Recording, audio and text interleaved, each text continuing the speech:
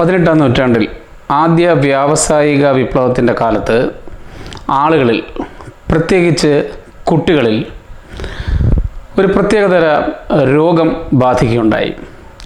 വളഞ്ഞ കാലുകൾ, ഉന്തിയ നെഞ്ച്, അസ്ഥികൾക്ക് വേദന, വളർച്ചാക്കുറവ് ഇവയായിരുന്നു രോഗലക്ഷണങ്ങൾ. ആദ്യകാലത്ത് ഈ രോഗം എന്തുകൊണ്ട് ഉണ്ടാകുന്നു എന്ന് ആർക്കും മനസ്സിലാക്കാൻ കഴിഞ്ഞില്ല. പിന്നീട് അതിനെ ഇംഗ്ലീഷ് ഡിസീസ് എന്ന പേരിൽ അറിയപ്പെട്ടു. ഇന്ന് നമുക്കറിയാം, കുട്ടികളിൽ ഈ രോഗത്തെ റിക്കറ്റ്സ് എന്നും പ്രായമായവരിൽ ഓസ്റ്റിയോമലേഷ്യ എന്നുമാണ് അറിയപ്പെടുന്നത്. ഈ രണ്ട് പേരുകളും വന്നത് 19-ാം നൂറ്റാണ്ടിന് ശേഷം മാത്രമാണ്. അന്ന് ഗ്രാമങ്ങളെ അപേക്ഷിച്ച് നഗരപ്രദേശങ്ങളിലുള്ള കുട്ടികളാണ് ഈ രോഗം ധാരാളമായി കണ്ടിരുന്നത്. വ്യാവസായികവൽക്കരണത്തിൻ്റെ ഫലമായിട്ട് നഗരപ്രദേശങ്ങളിൽ വളരെയധികം പുക ഉൽപ്പാദിപ്പിക്കുകയുണ്ടായി. ഈ പുക സൂര്യപ്രകാശം ഭൂമിയിൽ എത്തുന്നതിന് തടസ്സമായി. അങ്ങനെ ശാസ്ത്രജ്ഞന്മാർക്ക് ഒരു കാര്യം ബോധ്യമായി: സൂര്യപ്രകാശത്തിൻ്റെ അഭാവമാണ് ഈ അർബൻ ഏരിയയിലെ കുട്ടികളിൽ അസുഖം വരാൻ കാരണമെന്ന്. അങ്ങനെ ആദ്യമായിട്ട് സൂര്യപ്രകാശവും റിക്കറ്റ്സും തമ്മിലുള്ള ബന്ധം കണ്ടെത്തി. 1919-ൽ ജർമ്മൻ പീഡിയാട്രീഷ്യനായിരുന്ന കുർട്ട് ഹൽഷിൻസ്കി ഒരു പരീക്ഷണം നടത്തി. ക്വാർട്സ് കൊണ്ട് നിർമ്മിച്ച മെർക്കുറി വേപ്പർ ലാമ്പിൽ നിന്നുള്ള പ്രകാശം ഈ രോഗം ബാധിച്ച കുട്ടികളിൽ ഏൽപ്പിച്ചു. അത്ഭുതമെന്ന് പറയട്ടെ, ഈ കുട്ടികൾ രോഗമുക്തരായി. ഞാൻ ഈ പറഞ്ഞ ലാമ്പിൽ, അതായത് മെർക്കുറി വേപ്പർ ലാമ്പിൽ വളരെ കൂടുതൽ അൾട്രാ വയലറ്റ് രശ്മികൾ അടങ്ങിയിട്ടുണ്ട്, സൂര്യപ്രകാശത്തിലുള്ളതുപോലെ. ഡെൻമാർക്ക്, നോർവേ, സ്വീഡൻ ഈ രാജ്യങ്ങൾ അറിയപ്പെടുന്നത് സ്കാൻഡിനേവിയൻ രാജ്യങ്ങളെന്നാണ്.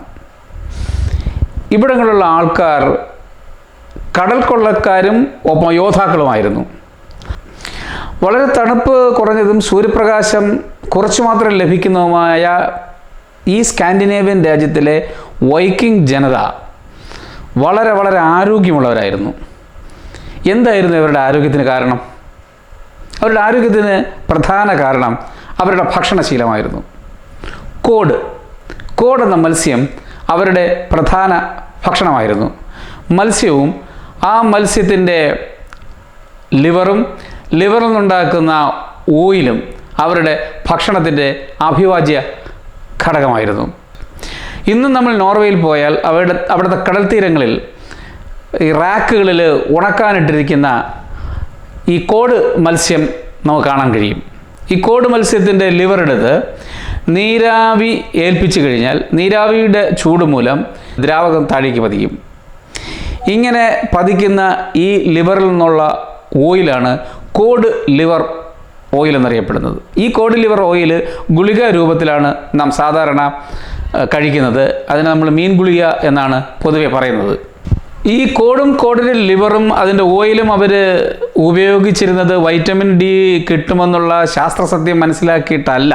പരമ്പരാഗതമായി അവരത് ഉപയോഗിച്ചിരുന്നു എന്നുള്ളതാണ് സത്യം. ഒരു പക്ഷേ പരമ്പരാഗതമായി ഇത് ഉപയോഗിച്ചതുകൊണ്ട് അവർക്ക് ആരോഗ്യം വർദ്ധിക്കുകയും അതുകൊണ്ട് അവർ നിരന്തരം ആ ശീലം തുടരുകയും ചെയ്തു എന്ന് പറയുന്നതായിരിക്കും ശരി.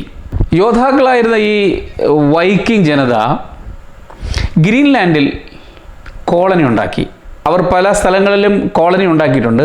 അതിൽ പ്രധാനപ്പെട്ട കോളനിയാണ് ഈ ഗ്രീൻലാൻഡ് കോളനി.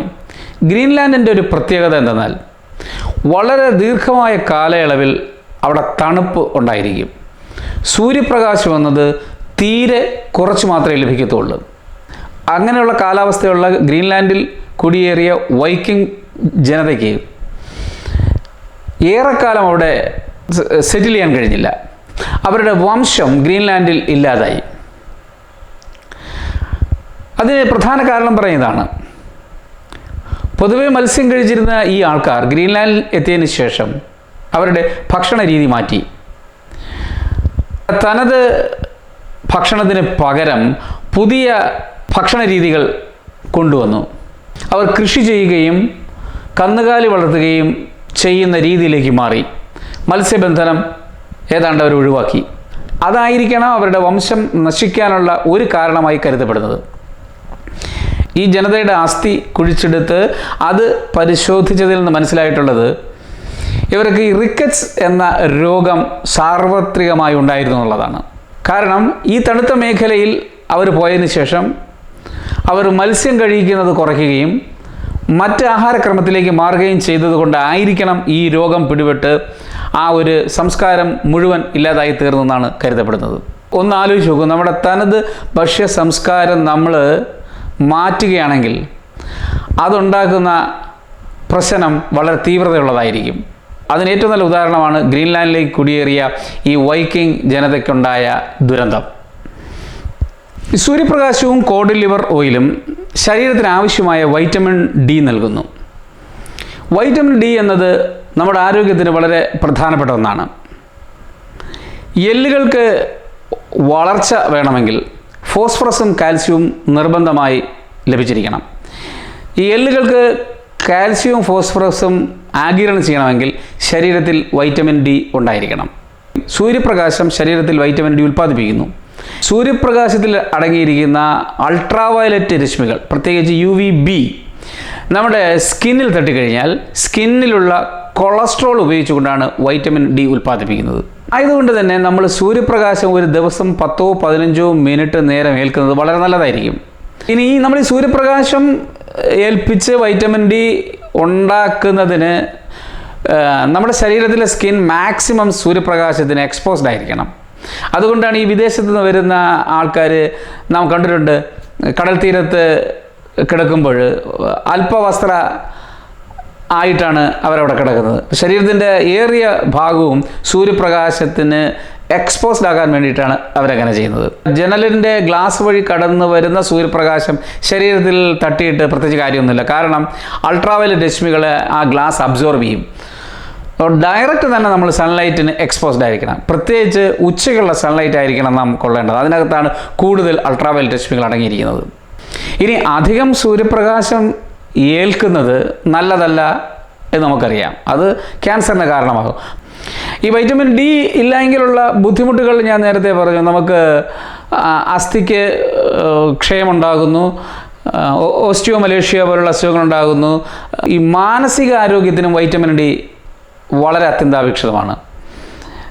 അതുപോലെ രോഗപ്രതിരോധ ശേഷി വർദ്ധിപ്പിക്കാനും വൈറ്റമിൻ ഡി ആവശ്യമാണ്. ഒരു കാര്യം നിർബന്ധമായി ചെയ്തിരിക്കണം, വൈറ്റമിൻ ഡിയുടെ എന്തെങ്കിലും സോഴ്സുകൾ നമ്മുടെ ആഹാരത്തിൽ കണ്ടെത്തിയിരിക്കണം.